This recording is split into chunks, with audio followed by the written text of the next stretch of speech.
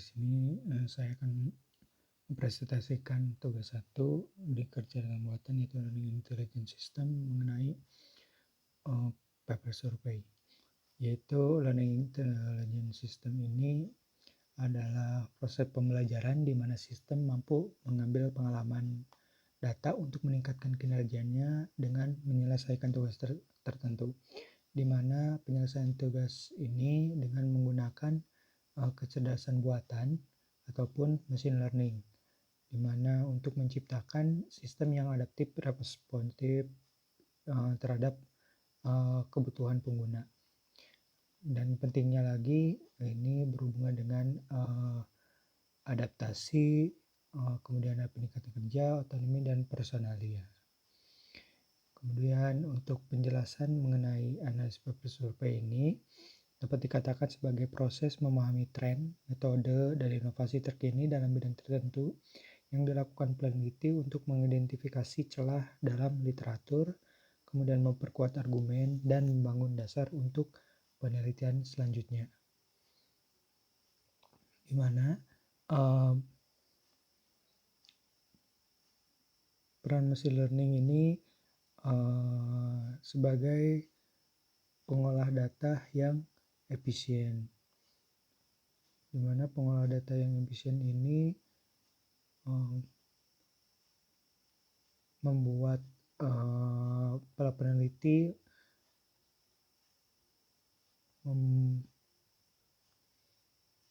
memiliki kapasitas pengolahan data yang dapat dilakukan secara berkelanjutan dengan data yang ada.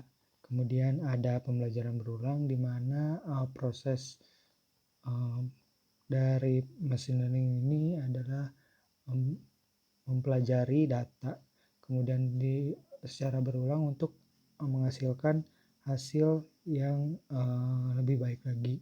Kemudian ada generalisasi di mana proses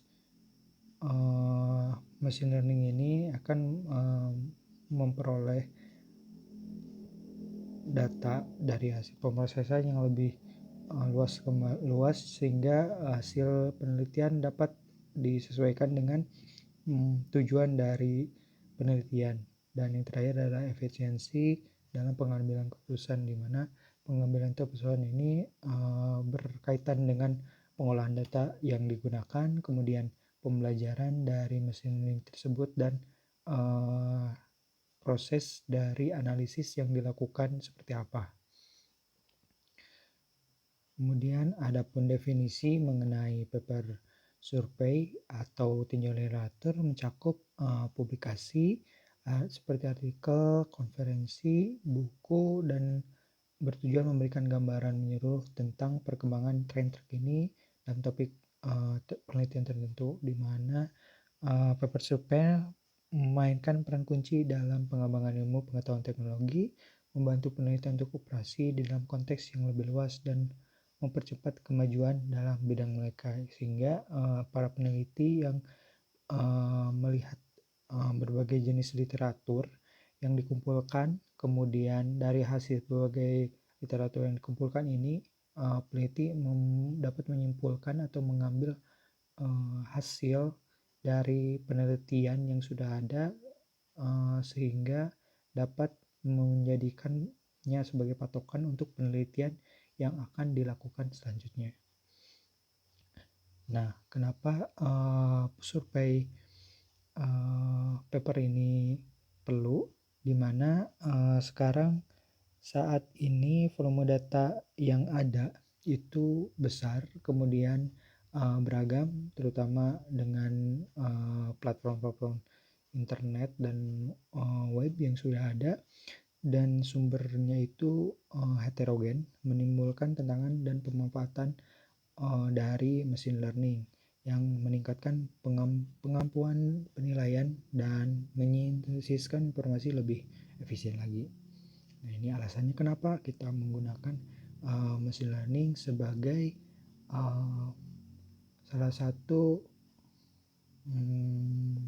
cara untuk melakukan paper survei ini, yaitu yang pertama kemampuan untuk pemrosesan dan penganalisan data lebih cepat. Ya, dan jelas untuk jika proses dilakukan oleh suatu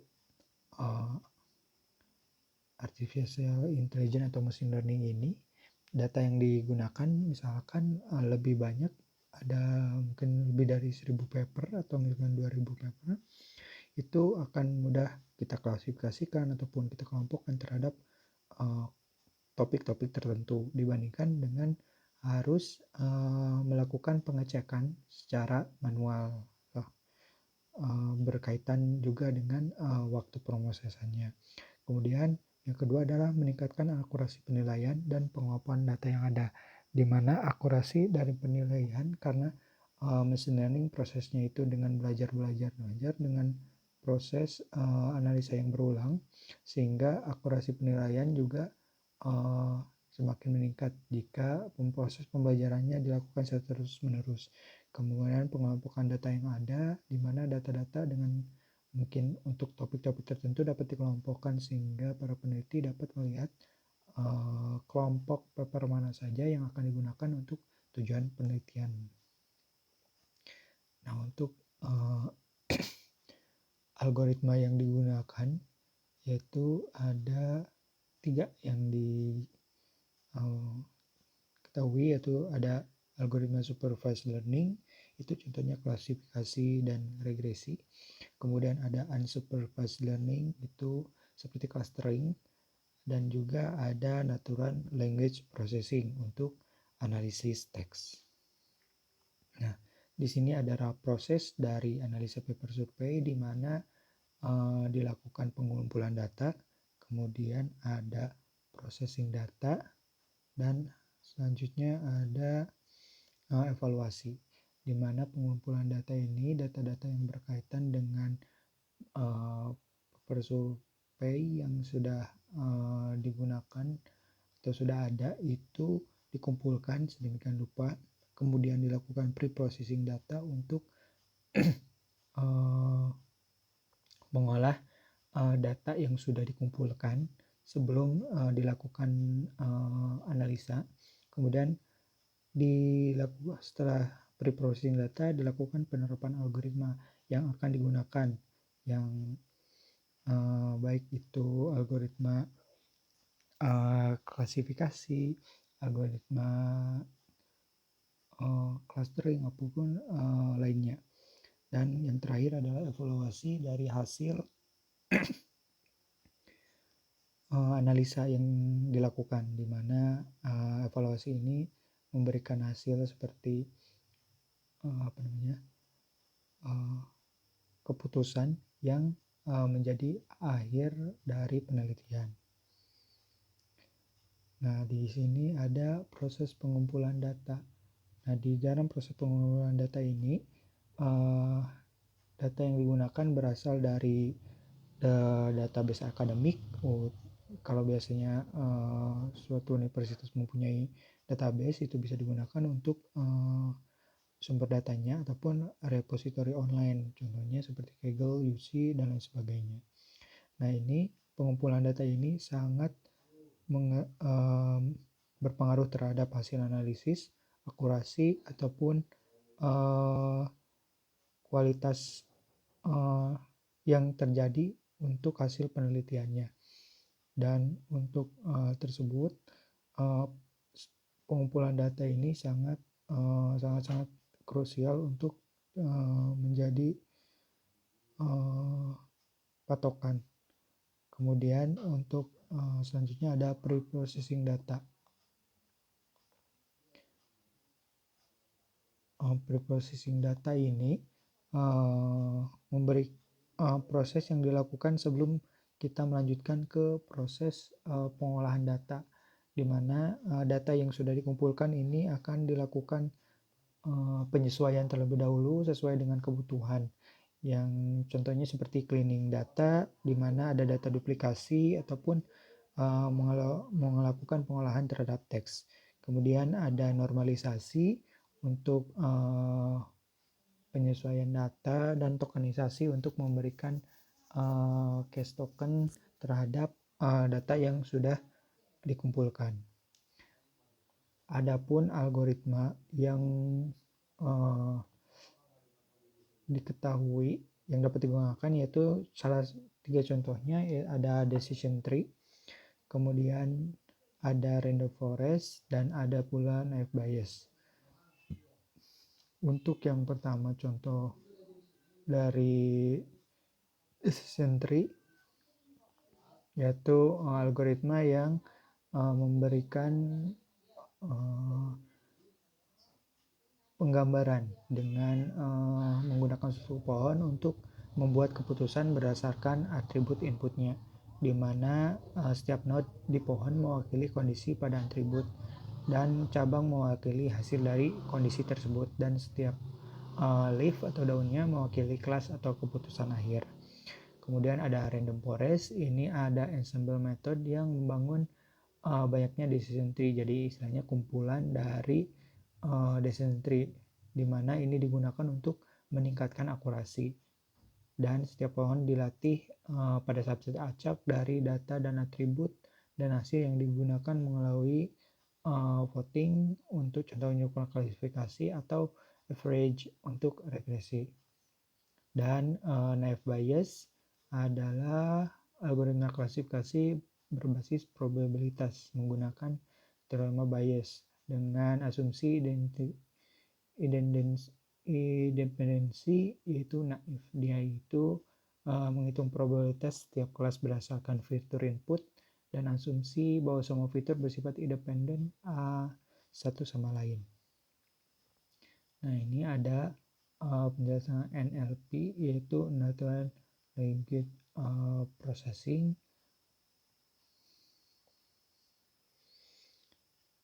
di mana NLP ini dapat kita gunakan dengan beberapa teknik, yaitu yang pertama pengenalan entitas, di mana pengenalan entitas ini berbasis aturan atau pola, yaitu dengan pembelajaran mesin. Contohnya seperti CRFM, CRF, kemudian LSTM ataupun transformer. Selanjutnya analisa sentimen berbasis kamus, yaitu berbasis kamus untuk polaritas sentimen atau machine learning. Kemudian aplikasi penilaian konten terkait ulasan, kemudian media, feedback, dan konten yang dihasilkan. Adapun evaluasi yang dilakukan itu berupa contohnya cross validation yang biasanya digunakan K-fold dan confuse matrix. Kemudian ada pula metrik evaluasi untuk mengetahui tingkat ada akurasi, kemudian presisi, recall, adapun S1 score dari suatu penelitian. Nah, contohnya salah satu contoh yaitu studi kasus yang dilakukan yaitu analisis ulasan obat, di mana deskripsinya memberikan efektivitas dan efek samping obat oleh pasien yang dipublis dalam jurnal medis ataupun platform kesehatan. Nah, ini efek samping obat ini contohnya paracetamol. Kan setiap orang pasti memiliki reaksi yang berbeda-beda terhadap obat tersebut. Mungkin dari reaksinya terhadap penurunan demam ataupun gejala-gejala penekanan sakit, mungkin itu biasa tergantung dengan dosis ataupun efek lainnya.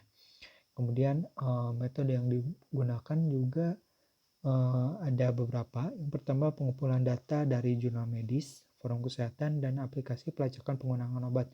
Ini biasanya peneliti akan mencari. Kemudian NLP, ini algoritma yang digunakan untuk analisis sentimen, untuk pengenalan entitas aspek positif dan negatifnya. Kemudian klasifikasi yang digunakan contohnya misalkan random forest untuk menentukan jenis efek samping dan hubungan dengan jenis obat tertentu. Jadi digambarkan dengan bentuk pohon, di mana hasil pengembangan panduan untuk pengobatan yang lebih baik lagi untuk pasien dan dokter. Sehingga sekarang mungkin beberapa pasien diberikan dosis untuk suatu obat itu berbeda-beda tergantung dari uh, efek samping yang akan terjadi terhadap pasien tersebut. Nah, untuk keuntungan kita menggunakan algoritma machine learning ini, yaitu efisiensi waktu, di mana tentu saja untuk contohnya yang sudah disebutkan sebelumnya dengan machine learning, efisiensi waktu untuk paper survei ini menjadi lebih cepat dibandingkan dengan dilakukan secara mandiri satu-satu. Kemudian ada pengurangan beban kerja manual, di mana beban kerja manual ini lebih menyita energi fisik ya, untuk khususnya gitu, dibandingkan dengan menggunakan machine learning yang hanya kita mengumpulkan data, kemudian machine learning yang akan menjalankan pengecekan analisanya. Kemudian ada peningkatan akurasi, di mana akurasi yang dihasilkan lebih signifikan, itu lebih baik dibandingkan dengan hasil akurasi secara mandiri, mungkin ada kesalahan. Kemudian ada pun tantangan dan limitation-nya untuk paper survey dengan menggunakan machine learning, yaitu biasanya ada beberapa yang data yang menerima keterbatasan, di mana dataset tidak terlalu relevan atau cukup representatif. Ini biasanya berpadu pada data-data yang bersifatnya sensitif ataupun privacy. Kemudian ada bias algoritma, ini bias hasil yang bersumber dari data, fitur dan algoritma di mana hasil keputusan yang kurang tepat. Nah, ini terjadi karena ada ketidakcocokan algoritma dengan data yang ada, misalkan algoritma yang biasa digunakan untuk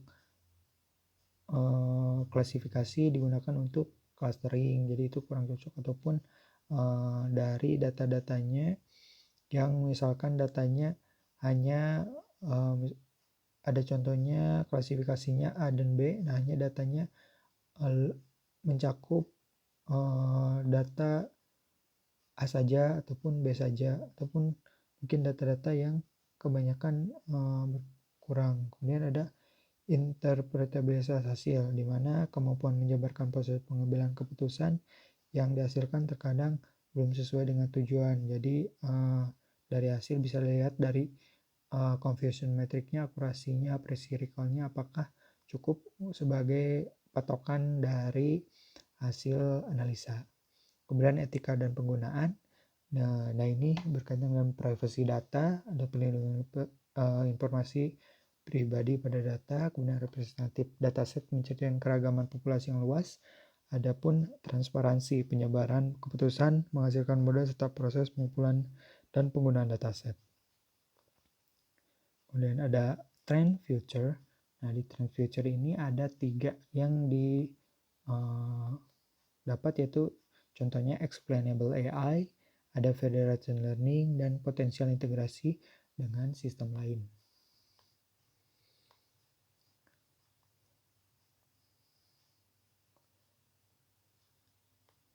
Untuk enable AI itu jadi proses pembelajaran dari hasil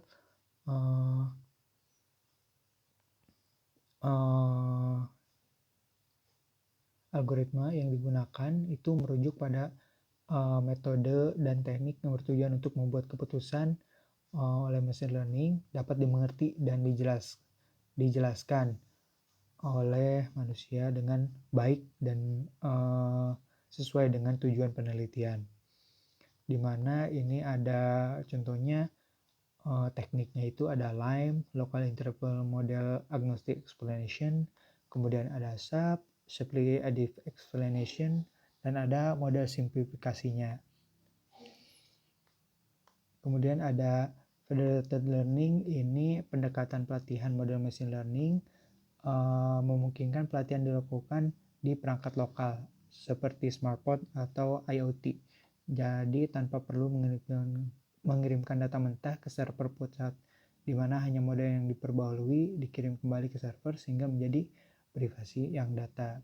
Dan untungannya menggunakan adanya federal ini, yaitu privasi data dapat terjaga, kemudian efisiensi bandwidth dari mengurangi kebutuhan untuk transfer data yang besar, kemudian ada personalisasi di mana model dapat disesuaikan dengan kebutuhan dan pola penggunaan individu tanpa mengorbankan privacy. Dan ada potensial integrasi dengan sistem lain, di mana suatu sistem sekarang udah banyak juga integrasi, contohnya sistem integrasi dari kamera CCTV. Mungkin CCTV kan biasanya untuk pemantauan suatu aktivitas ditambahkan dengan proses pengecekan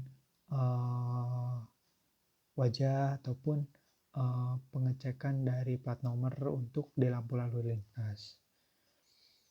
Nah, untuk pentingnya itu berkontribusi dalam pengolahan data besar, ekstraksi informasi, klasifikasi dan kelompok, identifikasi tren pola, serta evaluasi kualitas dan bias yang memberikan informasi penilaian multidisipliner. Jadi penelitian tidak hanya terjadi pada suatu penelitian misalkan kesehatan, tapi penelitian mengenai teknologi, kemudian penelitian mengenai maritim dan lain sebagainya, penjualan, marketing, itu dapat dibantu dengan menggunakan machine learning.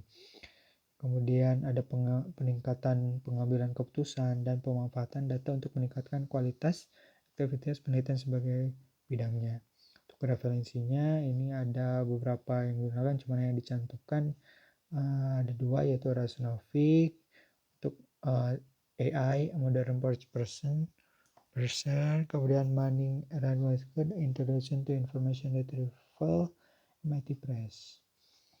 Mungkin seperti itu yang dapat saya sampaikan. Terima kasih. Sekian.